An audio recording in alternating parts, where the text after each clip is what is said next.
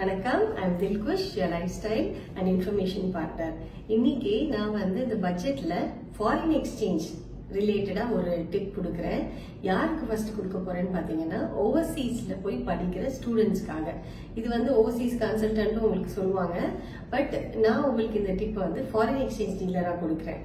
எப்படின்னு பாத்தீங்கன்னா, இப்போ ஒரு ஸ்டூடெண்ட் அப்ராட் போறாங்க அப்படின்னா அவங்களோட பேசிக் எக்ஸ்பென்சஸ், ஃபீஸ் இது எல்லாமே அக்யூமுலேட்டடா ஒரு வருஷத்துக்கு 7 லட்சம் ரூபாய்க்குள்ள இருக்கணும்.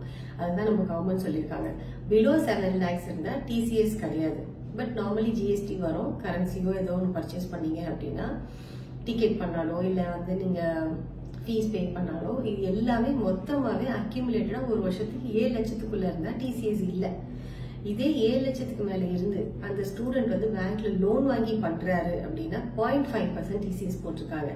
இல்ல என்னோட ஓன் ஃபண்டிங்லயே நான் எல்லாம் பண்ணிக்கிறேன் அப்படின்னா அந்த பேமெண்ட்டுக்கு 5% டிசிஎஸ் போட்டிருக்காங்க.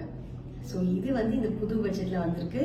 இதுக்கு முன்னாடி டோட்டலாவே 20% டிசிஎஸ் இருந்தது. இப்போ அது ஸ்டூடெண்ட்ஸ்க்காக they have done this good waiver. So நிறைய ஓவர்சீஸ் போய் படிக்கிறதுக்கு இது ஒரு சின்ன மோட்டிவேஷனாக கூட இருக்கலாம். And I am with Dilkhush, your lifestyle and information partner. Hope this information is very useful for you. Subscribe my channel and share with your friends and also comment about it. Thank you. Have a nice day. Have a very good, happy weekend. Bye-bye.